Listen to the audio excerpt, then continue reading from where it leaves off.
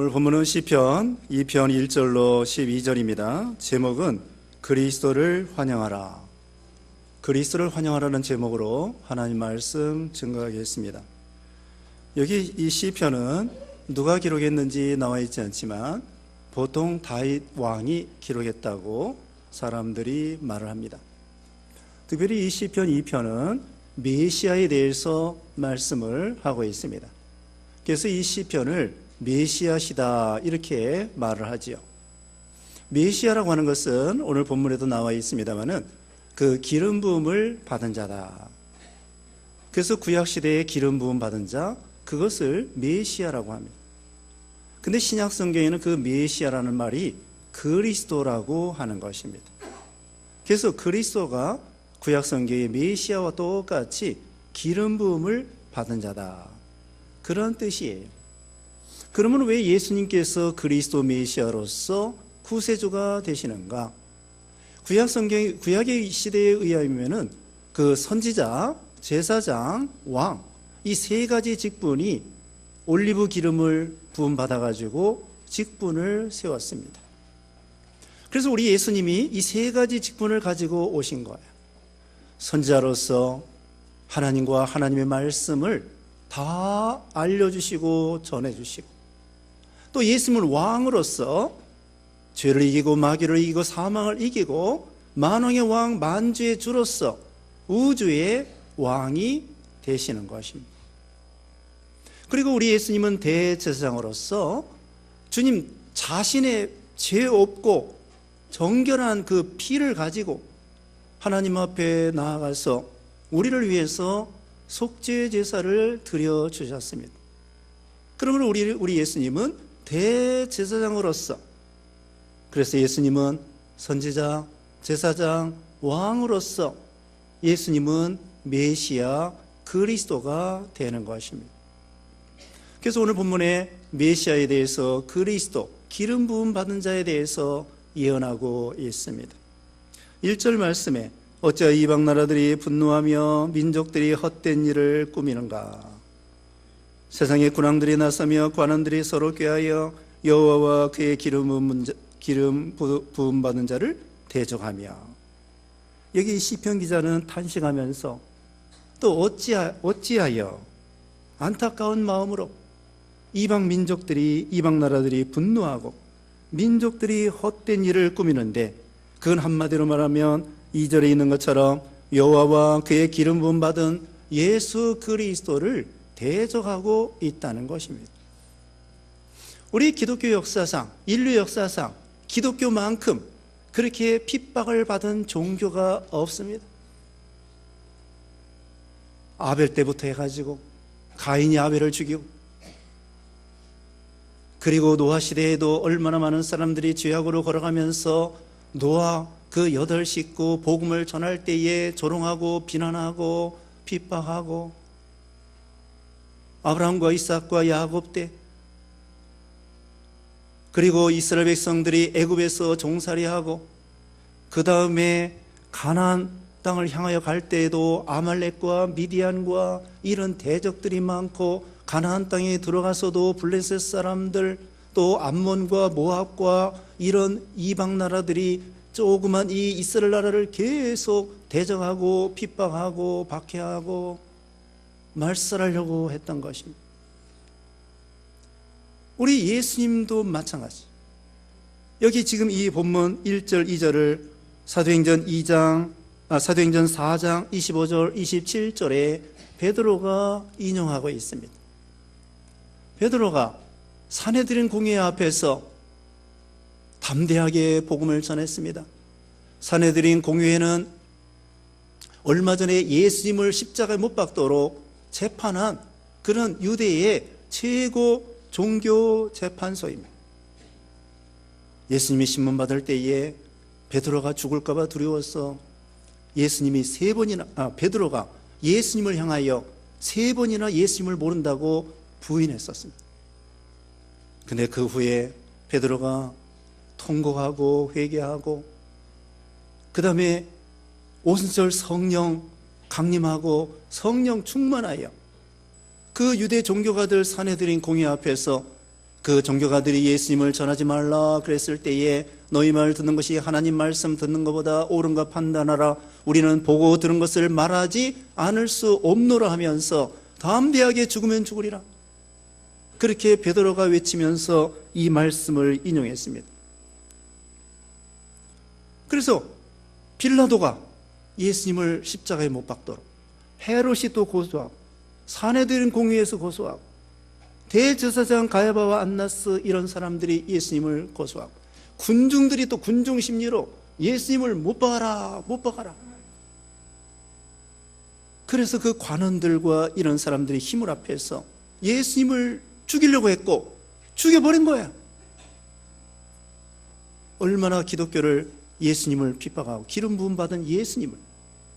그런데 하나님께서는 역전을 시키고 예수님의 십자가를 선용하셔서 우리 죄를 예수님이, 죄 없으신 예수님이 대신 짊어지심으로 십자가에 죽으시고 피 흘려주심으로 하나님 앞에 속죄 제사, 속죄 제물이 되게 하심으로 말미암아 우리에게 죄사함 받는 길을 열어주시게 된 것이죠. 그 후에도 예수 믿는 사람 엄청나게 핍박을 했습니다. 히틀러 시대에도, 또 소련 공산당 시대에도, 중국 공산당 시대, 지금도 핍박이 더 세진다고 그래요. 신앙의 자유를 어느 정도 줬다가 이제는 선교사들 추방하고 옥죄는 그런, 북한에도 성경책을 소지만 해도 감옥에 가야 되고, 이슬람 세계에서 성경책 나눠주지 못합니다.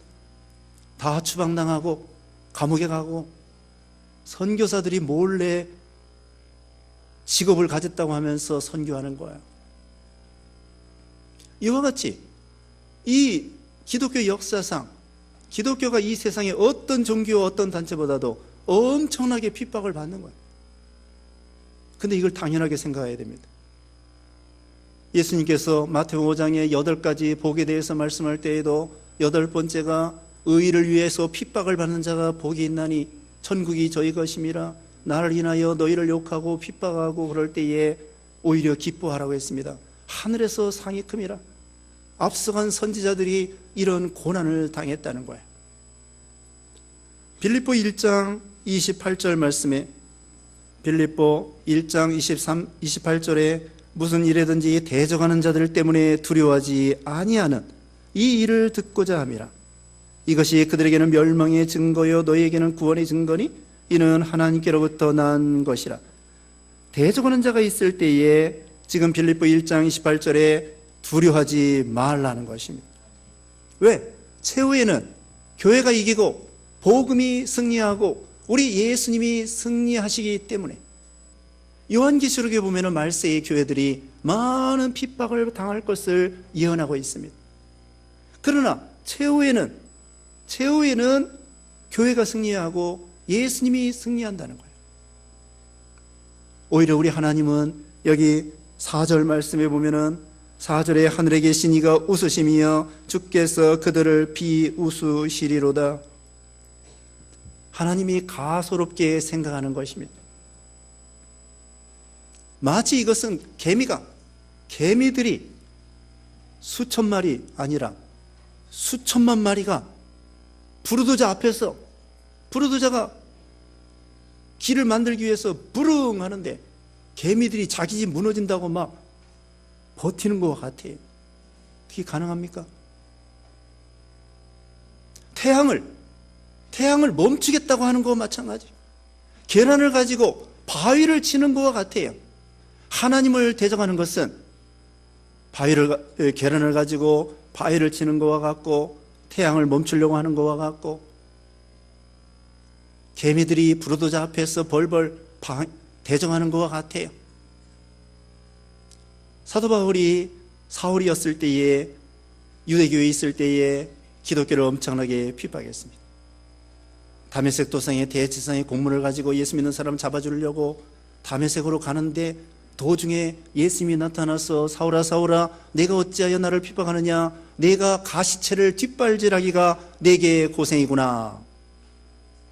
말을 어거할 때에 가시체를 가지고 이랴 하는데 말이 안 가겠다고 뒷발질하면은 가시 막대기에 찔리는 거야. 예수님을 핍박하면 핍박할수록 교회를 핍박하는 것이고 예수님을 핍박하는 거라겠습니다. 사울아 사울아 네가 어찌하여 나를 핍박하느냐. 사울이 예수님 핍박한 적이 없는데.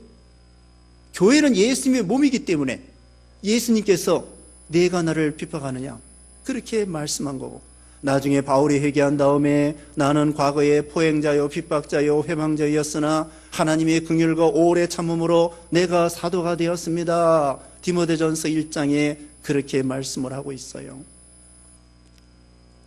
결국은 누가 이기느냐? 기독교를 대적하는 사람? 이길 수 없습니다. 마귀도 예수님을 잡아 죽이면 속이 시원한 줄 알았지만 오히려 예수님께서는 사망을 이기시고 부활하시게 된 것입니다. 역사가 증명합니다. 로마 시대에 그 많은 사람들이, 네로 황제, 그 외에도 많은 황제들이 기독교를 엄청나게 핍박했습니다. 어떤 역사학자가 연구해 본 바에 의하면 그 로마 황제와 유명한 그 높은 사람들 30명을 연구해 봤는데, 임금과 그러니까 황제와 관원들 30명 모두 불행하게 죽었다고 합니다. 3사람은 자살하고 5사람은 자기 가까운 근친자에게 암살되고 8사람은 전쟁포로 되고 1사람은 눈이 뽑히고 1사람은 소경이 되고 1사람은 물에 빠져 죽었다고 합니다. 30명이 황제와 그 관원들 30명을 연구해 보면 30명이 다 비참하게 죽은 것입니다. 어떤 사람이 순교당할 때에 황제가 조롱을 합니다. 아니 하나님이 살아계신다고 하면은 어찌하여 너희들이 이렇게 죽는데도 도와주지 않느냐? 황제, 니네 하나님은 뭐하고 있느냐? 거기 이제 성도들이 순교를 당합니다. 그때 황제가 조롱합니다. 내 하나님이 살아계시다고 하면은 어찌하여 너희들 도와주지 아니하고 지금 뭐하고 있느냐? 그랬더니 그 순교당하는 사람이 이렇게 말했다고 합니다. 지금 하나님께서는 황제 당신의 관을 짜고 있습니다. 관을 짜고 있습니다. 그 말하고 순교를 당했습니다. 그 황제가 나중에 또 비참하게 죽었다는 것입니다. 이와 같이 로마 나라가 망했습니다. 소련도 망했습니다. 북한도 망할 것입니다. 일본도 신사참배, 우리 기독교인들한테 신사참배 강요하다가 망했습니다.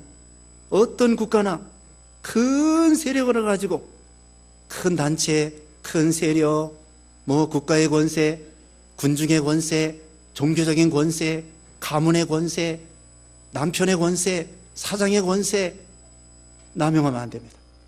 대통령의 권세 남용하면 안 됩니다. 더군다나 기독교 핍박하고 망하는 길로 걸어가는 거예요. 하나님은 공의로우신 하나님이기 때문에 하나님께서 여기서 뭐라고 했습니까? 비웃는다, 가소롭다는 것입니다. 하룻강아지가 눈도 못 뜬 주제에 법무서운 줄 모르고, 아까 말 들어보니까 강아지가 눈 뜨려면 일주일이 걸린다고 하네요. 일주일, 강아지가 눈 뜨는데 일주일이 걸린대. 그런데 하룻강아지가 눈도 못 뜬 주제에 범이 뭔지 알게 뭐예요? 이와 같이 사람들이 하나님을 대적하고 또 무신론자들이 신이 없다고 그러고, 공산주의는 무신론 공산주의입니다. 물질, 유물론, 물질이 최고라는 거예요. 사람도 물질에 지나지 않는다. 단백질에 지나지 않는다. 우리 영혼이 있고 생명이 있고 마음이 있고 그거 인정 안 하는 거예요. 무신론 공산주의이기 때문에. 그게 어리석은 것입니다. 하나님이 분명히 살아계신데 하나님을 모르는 거, 그게 어리석은 것입니다. 그래서 여기 뒤에 보면은 10절에 그런즉 군왕들아 너희는 지혜를 얻으며 세상의 재판관들아 너희는 교훈을 받을지어다. 지혜 있는 사람이 되라는 것입니다. 하나님을 아는 사람이 되라는 것입니다. 여호와를 경외하고, 바로 이어서 말합니다. 여호와를 경외함으로 섬기며 떨며 즐거워할지어다. 여호와를 경외하는 것이 지식의 근본이라고 그랬습니다. 참으로 지혜로운 사람은 하나님을 아는 사람이에요. 하나님을 믿는 사람이에요. 사람들이 어리석어서 하나님을 대적하고 또 하나님 앞에 그 매인 것을 끊어버리겠다. 3절에 우리가 그들의 맨 것을 끊고 그의 결박을 벗어버리자. 하나님이 우리를 매인 거 이거 끊어버리자. 그래서 공산주의자들은 뭐라고 얘기했느냐면은 종교는 아편이다. 아편이니까 종교 필요 없다는 거예요. 하비 콕스는 신신학자인데 철학가인데 세속도시라고 하는 책을 썼는데 세속도시가 뭐냐? 사람들이 이제는 많이 발전했기 때문에 신이 필요 없다. 니체는 신이 죽었다. 하비 콕스는 이제 신이 필요 없다. 우리가 인간들이 너무 이제 성장했기 때문에 더 이상 신의 간섭을 받을 필요도 없고 신도 필요 없고 이제 우리는 어른이 됐단 말이에요. 인생 우리 인류가 어른이 됐기 때문에 신이 필요 없다는 거예요. 신의 지배를 받아가지고 괴로움당할 필요가 없다는 거예요. 억압당할 필요 없다는 거예요. 신을 믿느라고 억압을 당하는데 그거 필요 없다는 거예요. 여기 지금 말하고 있죠. 맨 것을 끊어버리고 결박을 벗어버리자. 이게 어리석은 것입니다. 예수님께서는 수고하고 무거운 짐진 자들아 다 내게로 와라. 내 멍에를 메고 내가 메어준 멍에를 메고 나를 배워라. 내 짐은 쉽고 가벼움이라 그렇게 말씀했어요. 우리는 하나님을 떠나서는 한시도 살 수 없습니다. 우리 사람은 피조물이고 우리는 종교성이 있기 때문에 영혼을 사모하는 마음이 우리에게 누구나 있습니다. 진리를 사모하고 영생을 추구하는 것이 우리 사람이에요. 그래서 죽게 되면은 신을 찾는다고 그러잖아요. 임사호천이다. 죽을 때 하나님을 찾는다는 거예요. 그런 우스운 말이 있습니다. 저기 승려가 목탁을 두드리면서 저기 사로는 판을 건너가는 거예요. 바짝바짝바짝. 그러다가 덜컹 빠져 죽게 생겼으니까 아이쿠 하나님. 승려가 그랬다네요.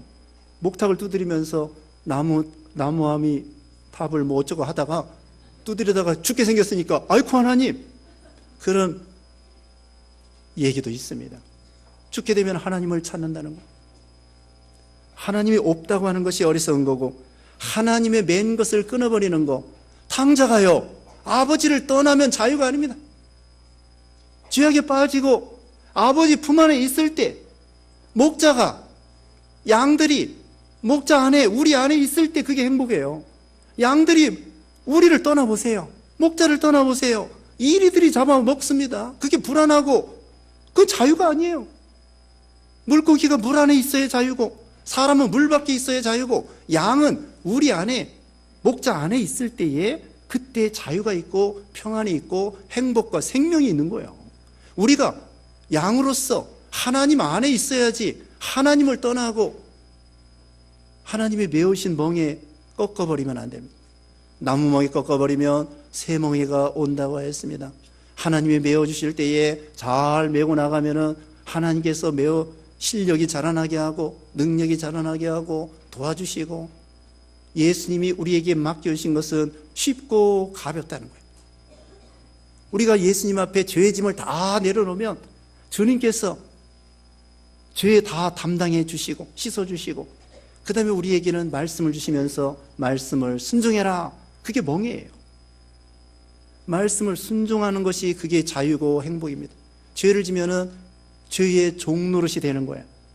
여러분, 돈 따라가면 돈의 노예가 되고 세상 따라가면 세상의 노예가 되고 하나님을 따라가면 하나님의 종이 되는 거예요. 하나님을 따라가면 하나님의 종이 됩니다.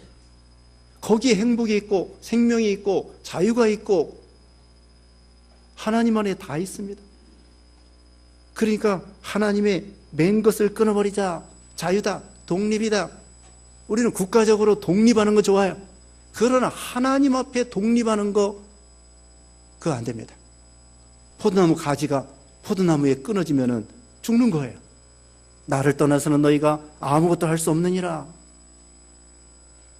그래서 하나님이 메우신 거 잘 메고 인간이 세운 제도를 순종하라고 했습니다. 베드로전서 2장 13절에 제도를 순종하라. 국가의 제도, 회사의 제도, 교회의 제도, 가정의 제도, 학교의 제도, 하나님이 잘 순종하라고 말하는 것입니다. 7절 말씀에 내가 여호와의 명령을 전하노라. 여호와께서 내게 이르시되 너는 내 아들이라. 오늘 내가 너를 낳았도다. 하나님의 명령을 전하는데 예수님께서 여기 내라는 것은 메시아를 가리키는데 다윗 왕도 가리키고 메시아도 가리키고 예수님께서 하나님의 명령을 받으셨는데 하나님이 뭐라고 명령하시느냐? 너는 내 아들이라. 오늘 내가 너를 낳았도다. 내게 구하라. 8절에 내가 이방 나라를 내 유업으로 주리니 내 소유가 땅 끝까지 이르리로다. 내가 철장으로 그들을 깨뜨리며 질그릇같이 부수리라. 이렇게 하나님이 명령을 해 주셨어요. 이건 뭐냐? 성부 하나님이 성자 예수님을 낳으시는 거예요. 독생자입니다, 예수님은.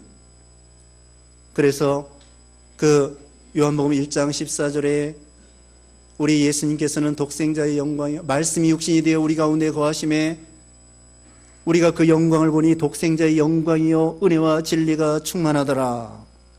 예수님은 하나님의 아들 독생자이십니다. 우리는 작은 아들들이에요. 여자도 작은 아들들이에요.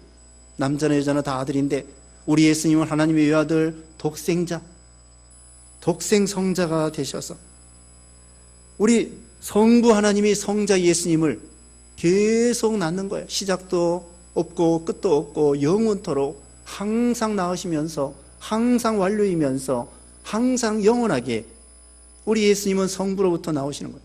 성령은 성부와 성자로부터 나오시는 거예요. 시작도 없고 끝도 없고 영원부터 영원까지 항상 현재면서 항상 완료이면서 삼위일체 하나님이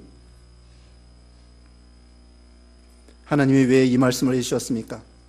이방 나라를 예수님에게 소유로 주시겠다. 8절에 그랬습니다. 내 소유가 땅끝까지 이르리로다. 예수님께서 지난 시간에 제가 말씀했습니다. 일부 예배 시간에 하늘과 땅에 있는 모든 권세를 나에게 주셨으니 너희는 가서 모든 족속으로 제자를 삼아 아버지와 아들과 성령의 이름으로 세례를 주고 내가 너에게 분부한 모든 것을 가르쳐 지키게 하라. 이 세상 땅끝까지 이방나라 사도행전 1장 8절에도 땅끝까지 이르러 내 증인이 되라. 그럼 그게 하나님의 나라가 되는 거예요. 우리는 주민등록을 대한민국 사람이지만은 예수 믿는 신자들은 하늘의 시민권자로서 우리 예수님이 왕이고 우리는 다 시민이에요. 백성이에요. 일본에 있는 사람, 중국에 있는 사람, 러시아에 있는 사람, 거기에 예수 믿는 사람은 다 하나님 나라의 시민이란 말입니다. 예수님의 나라가 확장되는 거예요. 징기스칸이나 이런 사람들은 무력으로 세상을 정복해요. 나폴레옹도 알렉산더 왕도 무력으로 세상을 정복합니다. 근데 우리 예수님은 사랑으로 복음으로 생명 살리는 것으로 이 세계를 정복해 나가는 거예요. 그 하나님의 나라가 이루어지는 것입니다. 예수 안 믿는 사람이 믿고 예수 안 믿는 동네가 예수 믿고 예수 안 믿는 나라가 예수 믿고 그러면 그 하나님의 나라가 점점 확장되어서 여기 있는 말씀대로 땅끝까지 예수님의 소유가 되는 것입니다. 하나님의 나라가 되는 것입니다. 우리가 일본을 정복할 수 있습니다. 복음으로, 무력으로 정복한다는 게 아니에요. 중국을 어떻게 점령해요? 복음으로 점령. 예수 믿는 사람이 1억이 넘는데요, 중국에. 공산당이 7천만 명이라고 하는데 예수 믿는 사람이 더 많아. 공산당 중에서도 숨어서 믿는 사람이 있대요. 은퇴할 때까지 숨어서 믿고 은퇴한 다음에는 이제 노골적으로 믿고 그러려고 하는지, 어쨌든 이와 같이 어느 나라든지 예수 믿으면 그 사람이 하나님의 나라의 시민이요 백성이요 하나님의 나라 예수님의 소유가 되는 거예요.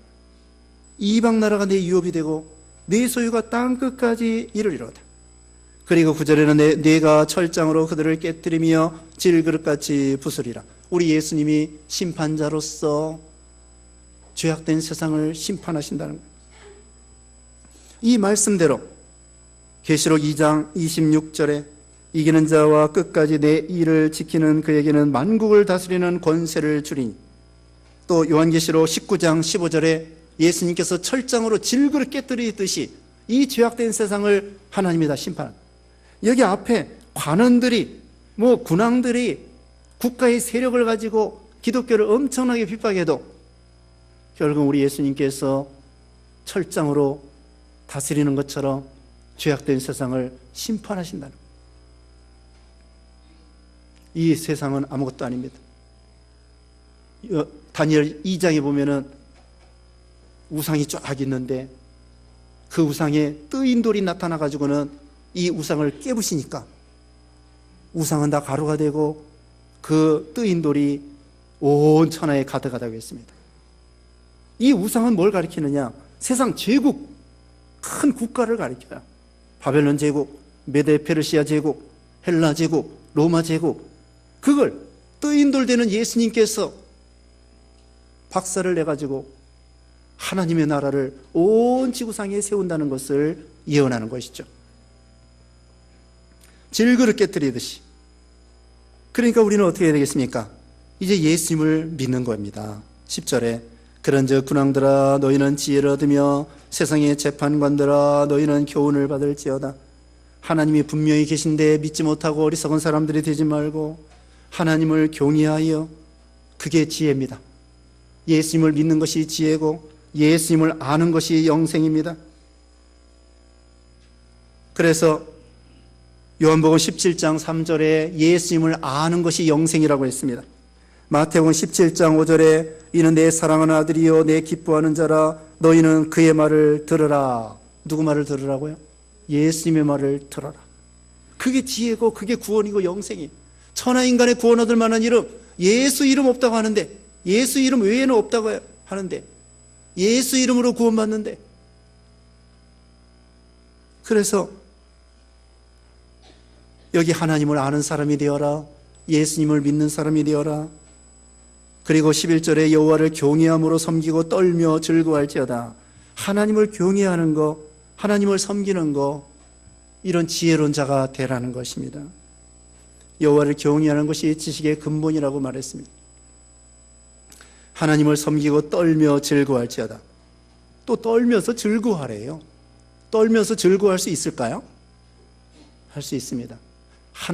하나님의 그 거룩하신 그 모습 앞에 우리 죄인들이 참 두렵고 떨림으로 설 수밖에 없어요. 우리가 아무것도 아닌데. 근데 우리 하나님은 또 사랑의 아버지가 되셔서 우리를 용납해 주시고, 죄와 허물이 있어도 주님이 영접해 주시고 탕자를 영접해 주시는 것처럼, 그러므로 우리는 하나님 앞에 떨면서 가면서도 즐거워할 수가 있다고요. 즐거워할 수가 있습니다. 그 다음에 12절에 그의 아들에게 입 맞추라. 그렇지 아니하면 진노하심으로 너희가 길에서 망하리니 그의 진노가 급하심이라. 여호와께 피하는 모든 사람은 다 복이 있도다. 그 아들 예수님에게 입 맞추라는 것입니다. 예수님에게 입 맞추라는 것은 예수님을 믿고 교제하는 거예요. 친밀한 교제, 가까이 하는 것입니다. 기도하는 것입니다. 주님을 만나는 것입니다. 인격적으로 예수님을 만나는 것입니다. 그리고 순종하는 것입니다. 그리고 예배하는 것입니다. 죄 많은 여인이, 누가복음 7장에 보면은 죄 많은 여인이 예수님에게 와서 예수님에게 향유를 붓고 그 다음에 자기 머리카락으로 예수님의 발을 씻으면서 눈물로 예수님의 발을 입맞추면서, 그러니까 옆에 그 바리새인 시몬이, 주인이 속으로 왜 예수님은 저 죄 많은 여인을 물리치지 않으실까? 속으로 했는데 예수님 다 아시고는, 시몬아 내가 한 가지 물어보겠다. 500데나리온 빚진 자하고 50데나리온 빚진 자하고 둘 다 탕감해줬는데 누가 더 주인에게 기쁘게 생각하겠느냐? 네, 많이 탕감받은 자입니다. 옳도다. 너는 내가 왔을 때 올리브 기름도 부어주지 않았는데 이 여자는 향유를 부어줬고, 발 씻을 물도 주지 않았는데 이 여자는 향유를 부어줬고, 그러면서 그 여자를 칭찬해 주셨습니다.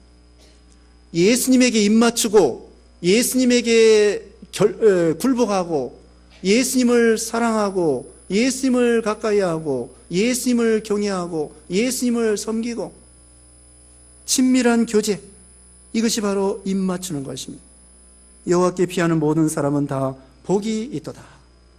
우리 하나님께서 독생자 예수 그리스도를 우리에게 보내주셨습니다. 주님의 말씀을 듣는 것이 영생이고 행복이고 생명이라고 말씀을 하고 있습니다.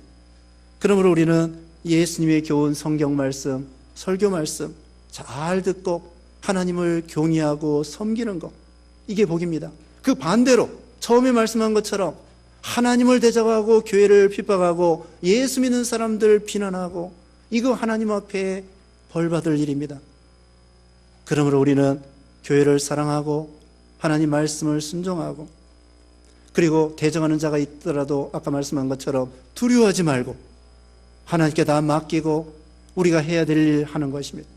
우리가 해야 될 일이 뭐예요? 아까 10절 이하에 있는 것처럼 하나님을 경외하고 섬기고 기뻐하고 떨며 기뻐하고, 그 다음에는 주님 앞에 입 맞추는 그런 신앙으로 하나님 앞에 참으로 구원과 또 하나님의 도우심과 이런 은혜를 누리시기를 주님의 이름으로 축원합니다. 기도하겠습니다. 거룩하신 하나님 감사합니다. 참으로 천하인간의 구원 얻을 만한 이름 예수 이름 외에 주지 않았는데 예수님의 하나님이 보내신 독생자로서 예수 믿어 구원받게 해주심을 감사합니다. 예수 믿은 신자들이 우리가 더욱더 하나님을 경외하고 떨며 기뻐하는 신앙이 되게 하여 주시고, 주님 앞에 입 맞추고 친밀하게 교제하며 섬기며 예배하며 영광 돌리고 충성 봉사하는 우리 모두가 되게 해 주시옵소서. 예수님의 이름으로 기도드리옵나이다. 아멘.